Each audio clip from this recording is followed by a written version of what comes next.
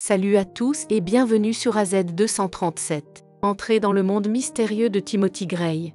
Un homme qui se savait au sommet du monde, pour finalement voir son empire s'effondrer devant lui. À la fin, il est décédé seul et sans abri, ignorant qu'il avait des millions de dollars cachés. Soyez prévenus. Sa mort surprenante vous fera remettre en question tout ce que vous pensiez savoir et vous laissera en haleine. Timothy Gray est né dans une vie de luxe et de privilèges. Son père, Henry Gray, était un homme d'affaires prospère ayant fait fortune dans le secteur financier. Sa mère, Elizabeth, était une mondaine bien connue, fortement impliquée dans le travail philanthropique. En grandissant, Timothy était entouré d'opulence et avait tout ce qu'il désirait. Il fréquentait les meilleures écoles et avait accès aux meilleures ressources. Enfant, Timothy était un jeune garçon curieux et ambitieux, toujours désireux d'apprendre.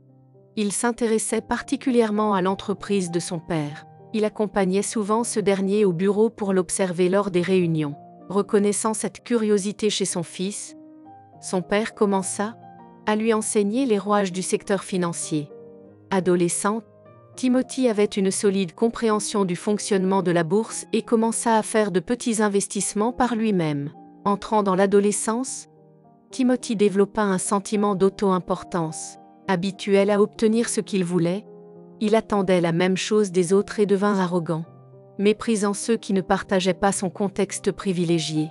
Ses notes à l'école commencèrent à baisser, et il fut souvent sanctionné pour son comportement. Malgré ses défauts, le père de Timothy voyait en lui un potentiel et croyait qu'il pourrait devenir un homme d'affaires prospère. Pour inculquer discipline et humilité, il envoya Timothy dans une prestigieuse école de pension. C'est là que l'attitude de Timothy commença à changer. Entouré d'étudiants de milieux divers, il réalisa qu'il y avait plus dans la vie que la richesse et le privilège. Il commença à travailler dur, à exceller académiquement, à s'impliquer dans des activités parascolaires et à se faire quelques amis proches. Après avoir obtenu son diplôme de pension, Timothy décida d'étudier le commerce dans une université prestigieuse. Il travailla dur et obtint son diplôme avec distinction. Impressionné par les progrès de son fils, son père lui offrit un poste dans son entreprise. Timothy accepta et se fit rapidement un nom dans le secteur financier, reconnu pour son esprit vif et son sens des affaires. Bien que le début de son âge adulte soit marqué par le succès professionnel, il avait toujours des défis personnels à surmonter. Tourmenté par la culpabilité de sa vie privilégiée et conscient que beaucoup de ses pairs avaient eu des origines bien plus difficiles, il promit de consacrer son succès à améliorer la vie d'autrui. Il faisait souvent des dons anonymes à des œuvres caritatives, mais avait l'impression que ce n'était jamais suffisant.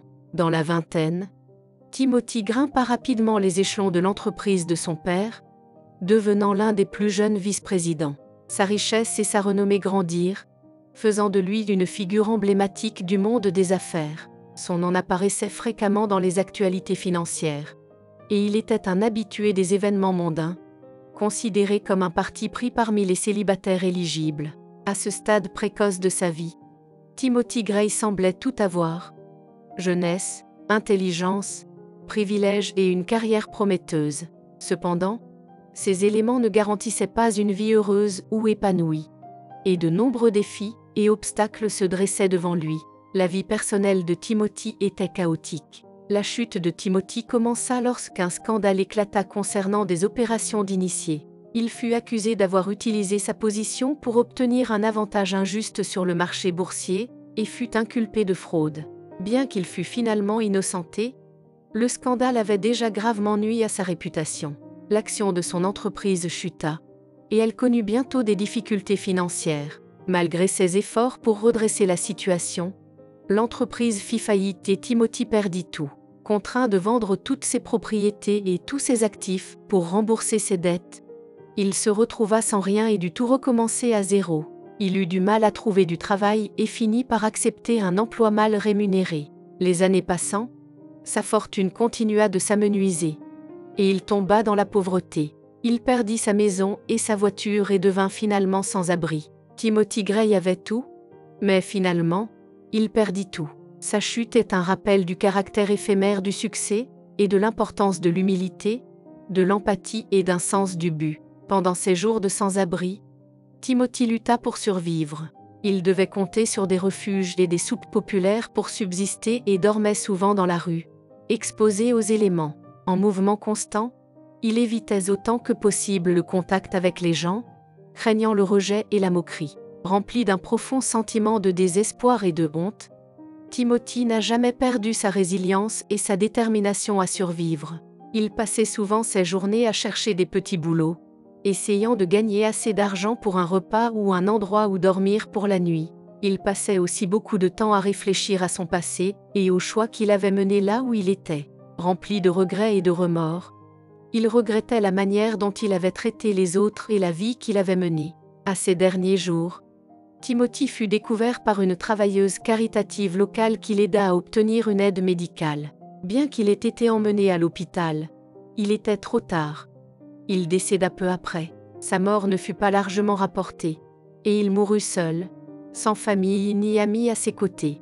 La mort de Timothy est un rappel des dures réalités de la vie dans la rue et de l'importance d'aider ceux qui sont dans le besoin.